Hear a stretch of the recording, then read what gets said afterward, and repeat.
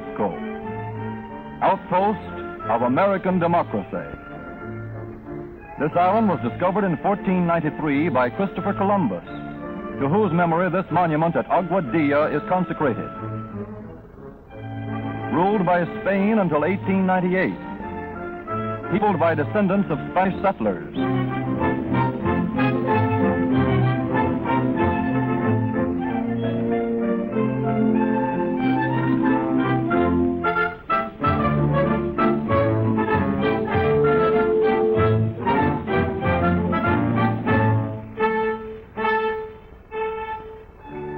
100-year-old communities when the Pilgrims landed on Plymouth Rock. Fortecele, a 4th-century-old church, symbol of Catholic tradition. La Fortaleza, the fortress, residence of the island's governors since 1533. Today, a new era. Ancient patios resound to the strains of modern music.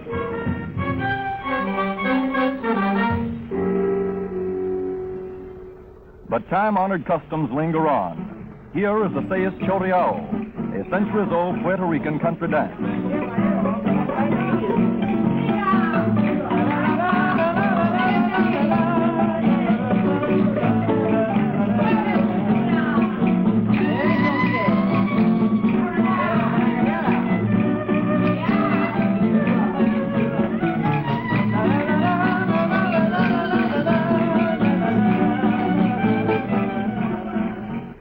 Behind old massive ramparts, modern structures symbolize Puerto Rico's progress during 43 years under the American flag.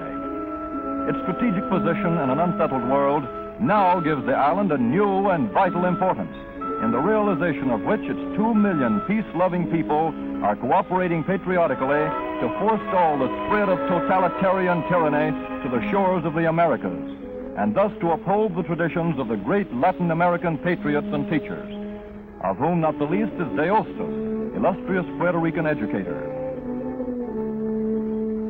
The economic structure of Puerto Rico rests on a highly specialized agricultural system based on external trade relations.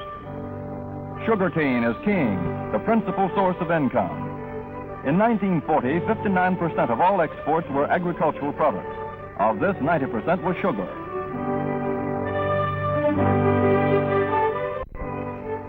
Large sugarcane interests occupy the fertile coastal plains and furnish seasonal employment to workers in the cane fields. Thus, most of the farming population has been driven to the hills. Here, the principal crops are coffee and tobacco. Coffee, shown here, is grown in the shade of forest trees. Yams, yautillas, and a large variety of other vegetables and fruits are grown for domestic consumption. 300,000 farm families live up here, working the good earth, working it hard to get from their tiny farms the food necessary for subsistence, packing their products over steep and difficult trails to surfaced roads and the market. Yes, nearly 2 million people living on an island 100 miles long by 40 miles wide, less than 4,000 square miles, and most of these folks dependent on sugarcane for a livelihood. Less than 1 acre of arable land per person, 4 acres for a family of 5, 4 acres of steep hillside in a country that must live on its agriculture. All of them must work. Men, women, boys, girls, many with no implement but a pico or a pointed stick. The Puerto Rican farmer manifests independence, thrift, and courage worthy of the highest praise. Witness Don Juan Paz Ruiz.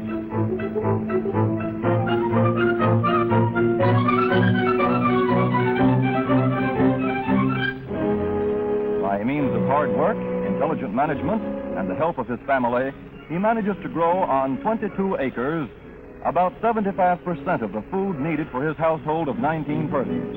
No movies, no auto, no radio, no 8-hour day, but supreme satisfaction in the knowledge of work well done.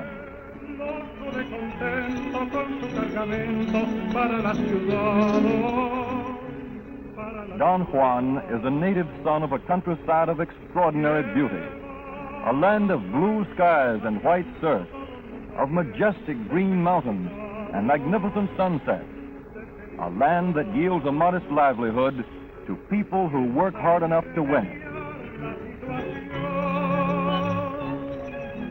Deshogar que es toda su ilusión, y alegre el jibarito va pensando así, diciendo así, cantando así por el camino. Y yo vendo la carga, mi Dios querido, un traje a mi viejita voy a comprar. Y alegre también su yegua va al presentir que aquel cantar es todo un himno de alegría. Y en el sol le sorprende la luz del día. Y llegan al mercado de la ciudad. Pasa la mañana entera sin que nadie quiera su carga comprar, su carga comprar. Todo está desierto, el pueblo está muerto de necesidad, de necesidad. Se oyen los lamentos por doquier de su desdichado Borinquen, y triste el jibarito va pensando así, diciendo así, llorando así por el camino. ¿Qué serán de Borinquen, mi Dios querido? ¿Qué serán de mis hijos y de mi hogar? Borinquen, la tierra del Edén, la que al cantar el gran Gaudí llamó la perla de los mares.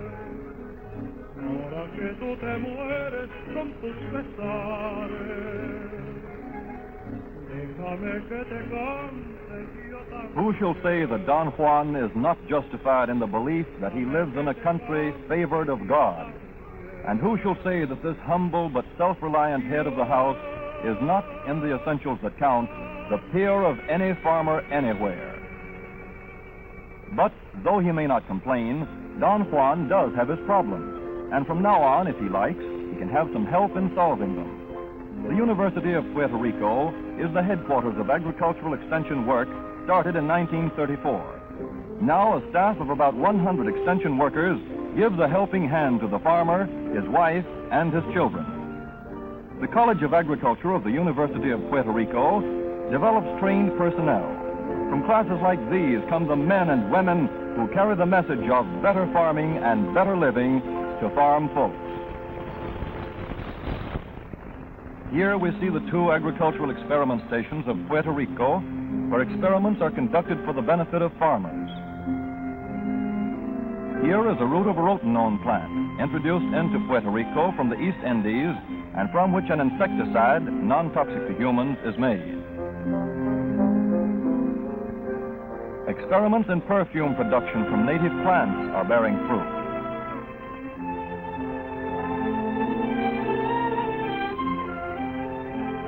Also, the culture and processing of vanilla beans.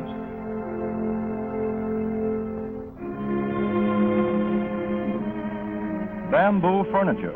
Termite-resistant varieties of bamboo have been introduced, and by means of a vocational program, new uses are being developed.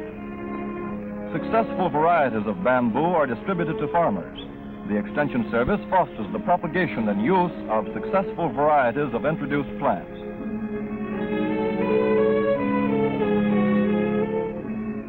An objective lesson. An extension specialist teaches a group of farmers and 4-H club boys how to prepare a good fertilizer from farm refuse and chemicals.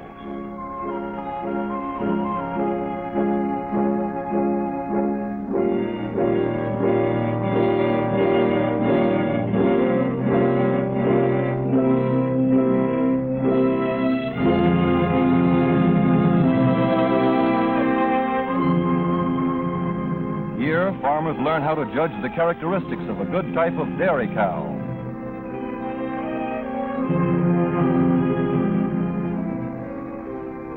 Topography does not favor the extension worker in this extremely rugged countryside.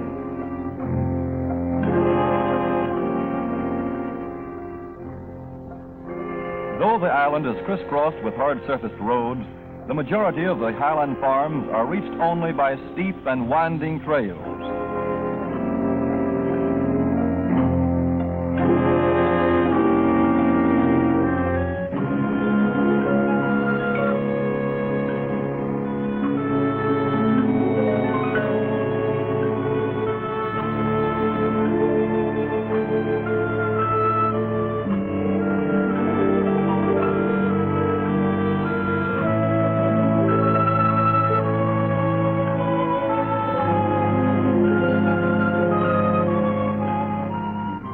Regardless of terrain, few farmers will miss the informative discussion groups when the county agent is in the neighborhood. Good men, these men of the hills, tillers of the soil as their fathers were before them, but with a new zest and zeal and a desire to help solve the agricultural problems of Puerto Rico. On non-demonstration farms such as this, result demonstrations are carried on and free stud service provided from purebred stock to improve native livestock. Here, farmers learn about tobacco seed selection. A demonstration plot designed to show how to keep topsoil in place. Poultry raising is encouraged. Through the Extension Service, farmers receive the full benefit of other action programs. For instance, trees from Forest Service nurseries go to reforest their lands. Here, the county agent is discussing a farm security loan with the farmer's family. To diversify agriculture, the Extension Service encourages the cultivation of winter vegetables for the mainland market.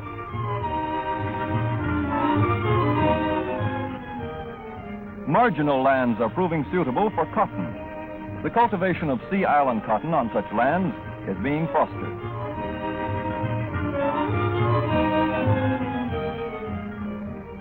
Whole families of poor people find employment in these fields. Important as the farm itself is the farm home. Hence, home industries are encouraged.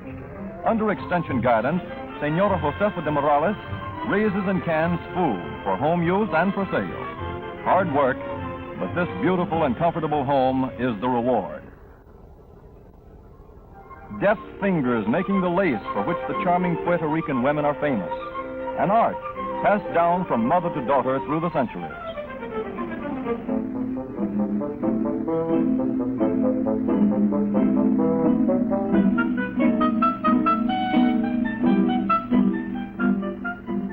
Hat making is an art with these women of Cabo Rojo. The Extension Service fosters these almost forgotten home industries to add to the family income. From these imported rags will be woven beautiful rugs.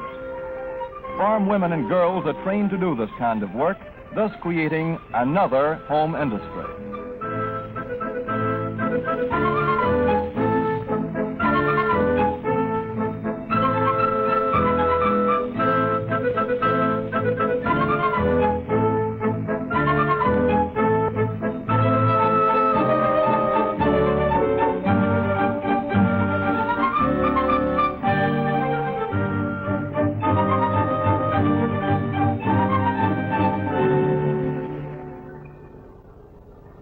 About 7,500 farm boys and girls have joined the 4-H Club movement in Puerto Rico.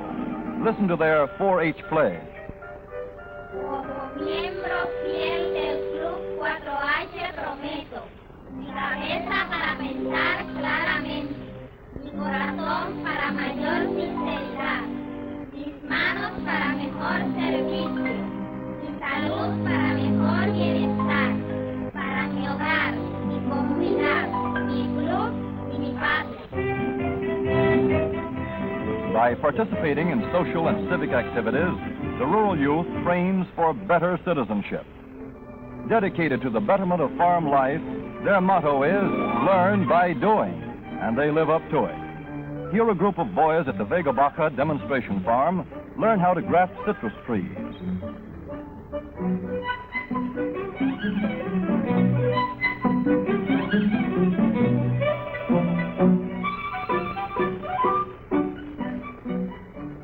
.4-H girls are trained in the art of homemaking. Following the instructions of the home agent, they can the products of their home gardens. Girls of the Villa Maquina 4-H Club of Sabana Grande take earnestly to their sewing project. Humble, thatched, typical home of many of the less than 1 acre farmers where the goat is the family cow. This 4-H Club boy, Rene Jimenez, shows us how to milk his goat his own way. Here we meet Humberto with his swan project. He is in 4th year high school, yet he takes on the added duties of caring for his animals. These girls of Calle make beautiful artificial flowers from native grasses. This is profitable work, but the 4-H clubs have brought something more to rural Puerto Rico. They have brought recreation to the farms, activities that tend to make farm boys and girls healthier and happier.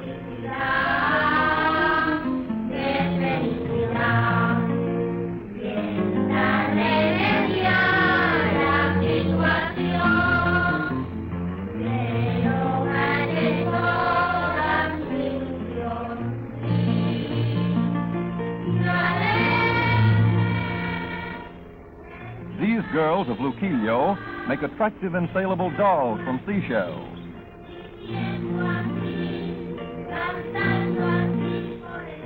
Girls also have field projects. This senorita of Vega Baja takes us into her well-kept papaya grove.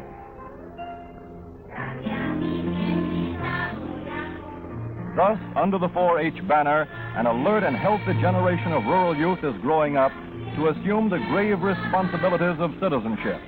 Boys and girls well fitted both physically and spiritually to take their places in the councils of mankind.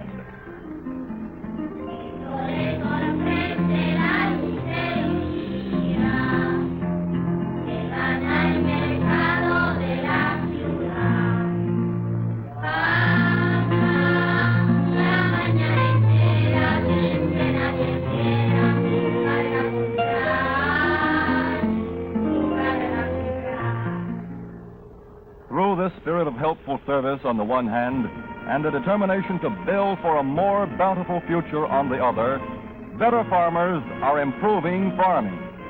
Better housewives are improving living. Better children are improving life itself. And when the hours of toil draw to a close, and the sun goes down beyond the encircling seas, stout hearts glow with hope, and boast to the will to work for a fuller life in rural Puerto Rico.